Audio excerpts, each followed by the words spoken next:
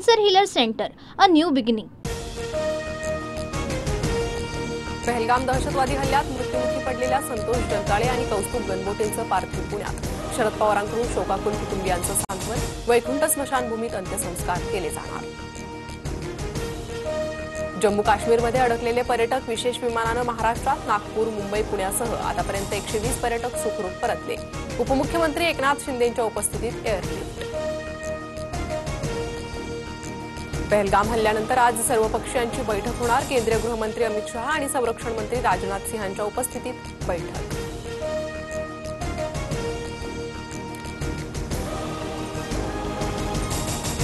पहलगाम हल्ल्याच्या घटनेनंतर काश्मीरच्या विविध भागांमध्ये पोलिसांचा तगडा बंदोबस्त. 35 वर्षांमध्ये प्रथमच जम्मू काश्मीरात ऐतिहासिक बंद. अतिरेकी हल्ल्यात 26 पर्यटकांची निर्घृण हत्या.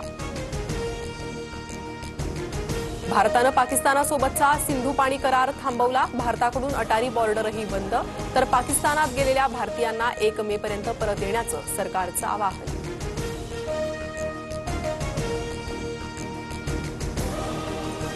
पाकिस्तानी नागरिकांना भारतात प्रवेश बंदी. पाकिस्तानी नागरिकांना सार्क व्हिसा मिळणार नाही. भारतात असलेल्या पाकिस्तानी नागरिकांना 48 तासात भारत सोडण्याच्याही सूचना.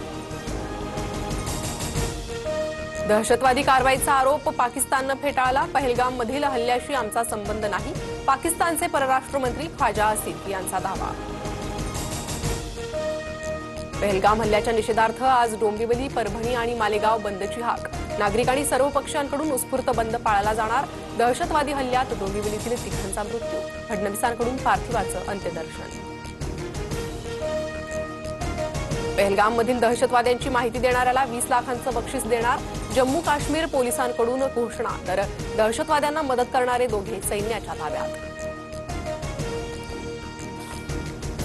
पहलगाममध्ये हल्ला करणाऱ्या दहशतवाद्यांचे फोटो समोर. 2 पाकिस्तानी तर 2 स्थानिक दहशतवादी असल्याची सूत्रांची माहिती.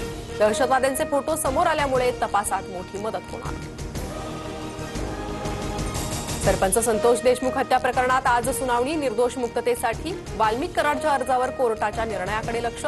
तर लातूरहून बीडच्या कारागृहात रवानगीसाठी आरोपी विष्णू चाटेच्या अर्जावरही युक्तिवाद होणार. धर्मादाय रुग्णालयांच्या संनियंत्रणासाठी राज्यस्तरीय विशेष तपासणी पथक. मुख्यमंत्री देवेंद्र फडणवीसांचे निर्देश. विशेष मदत कक्षामार्फत रुग्णालयातील कारभाराची सखोल तपासणी होणार. विदर्भात उष्णतेचा ऑरेंज अलर्ट. चंद्रपुरात देशातील उच्चांकी 45.8 तापमान. तर मध्य महाराष्ट्रासह मराठवाड्यात उष्ण आणि दमट हवामानाचा अंदाज. सिंधुदुर्ग जिल्ह्यात अवकाळी पावसाची हजेरी. नागरिकांना उकाड्यापासून काहीसा दिलासा. आंबा, काजू बागायतदार मात्र चिंतेत. ठाण्यात आज रात्री 12 वाजल्यापासून उद्या रात्री 12 वाजेपर्यंत पाणी बंद राहणार. जलवाहिनीच्या देखभाल दुरुस्तीच्या कामासाठी 24 तास पाणी पुरवठा बंद राहणार.